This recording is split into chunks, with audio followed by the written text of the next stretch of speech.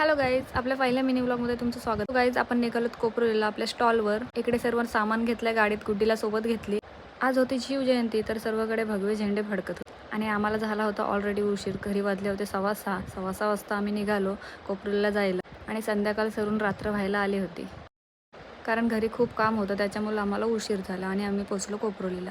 कोपरोलीला पोचल्यावर खूप ट्रॅफिक लागले होते आणि आम्हाला ऑलरेडी उशीर झाला होता आणि ह्या ट्रॅफिकमुळं आम्हाला गाडी लावायला जागा मिळेल की नाही ते माहिती नव्हतं.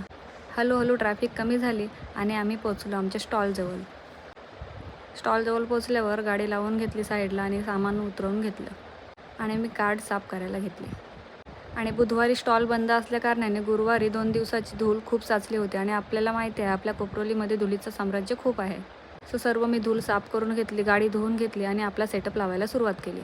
सेटअप लावून झाल्यानंतर आम्हाला लागली खूप भूक, कारण आम्ही घरी खूप काम केलं होतं आणि आता आम्हाला लागली होती भूक. त्याच्यामुळं आम्ही नाश्ता करून घेतला. त्याच्यानंतर आपले रेग्युलर कस्टमर चालू झाले.